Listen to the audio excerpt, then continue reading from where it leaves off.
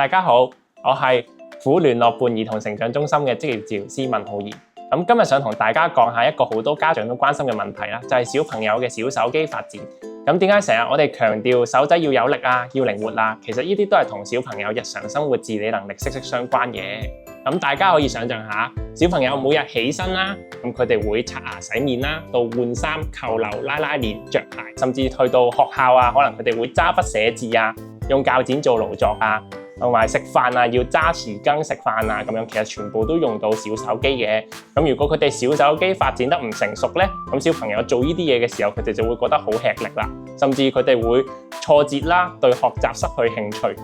小手肌嘅訓練咧，唔單止係只係練力嘅，仲包括手眼協調啦、雙手協調啦、指尖靈活性啦、掌內操作等等。今日咧，我想介紹一款大家喺屋企都可以簡單自製嘅教具。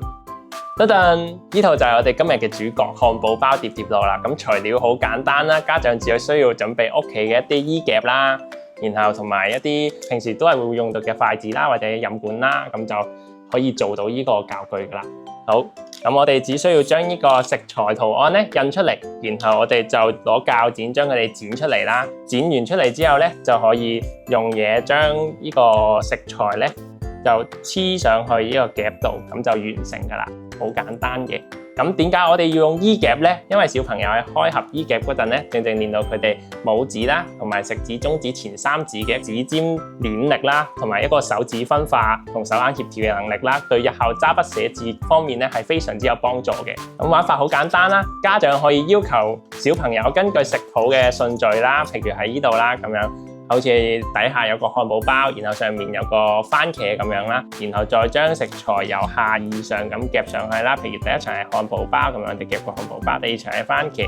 如此類推啦。咁樣我哋就可以最尾整咗一個迷你嘅漢堡包仔咁樣。咁樣咧，唔單止練到手肌喎，其實仲可以練到小朋友嘅視覺區辨能力啦。佢哋要由一堆食材裏邊揾到佢哋嘅目標啦，然後佢哋再練到一個空間排序啦，要分到先後次序啊，要夾邊個先啊？要夾漢堡包先，然後再夾番茄，再夾蛋咁樣，